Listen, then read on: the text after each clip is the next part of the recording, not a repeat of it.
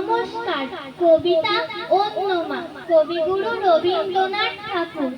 আমার মালা হয়ে তুমি আর কারো মা হলে, ভাবছো তোমায় চিনতেম না, যেতেম না ওই কোলে। মজা আরো হতো বাড়ি, দুই জায়গায় থাকতো বাড়ি। আমি থাকতেম এই গাইতে, তুমি পাড়ের গায়ে। এইখানেতেই দিনের বেলা যা কিছু সব হতো খেলা। দিন ফুরোলেই তোমার কাছে পেরিয়ে যেতাম নাই। হঠাৎ এসে পিছন দিকে আমি বলতেম, বল দেখি কে। তুমি ভাবতে চেনার মতো, চিনিলে তো তবু। তখন কোলে ঝাঁপিয়ে পড়ে আমি বলতেম গলা ধরে, আমায় তোমার চিনতে হবেই, আমি তোমার অবু।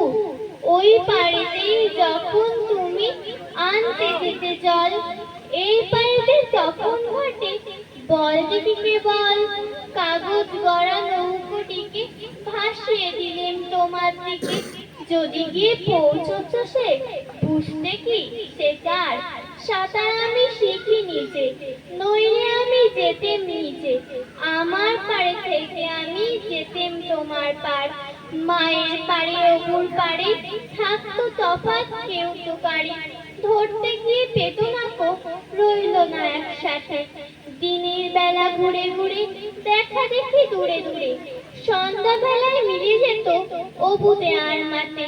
কিন্তু হঠাৎ কোনোদিন যদি বিপিন মাঝি পার করতে তোমায় পারি, নাই তো তোমার আজি। ঘরে তোমার প্রদীপ জেলে, ছাদের পরে মাদুর মেলে, বসতে তুমি পায়ের কাছে, বসতো ক্ষান্ত বুড়ি। উঠতো তারা সাত ভাইতে, ডাকতো শিয়াল ধানের খেতে।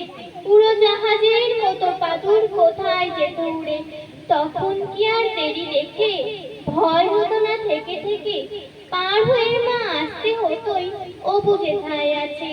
তখন কি আর ছাড়া পেতে, দিতেন কি আর ফিরা যেতে। ধরা পড়তো মায়ের ওপার, অবুর পাড়ের কাছে। নমস্কার।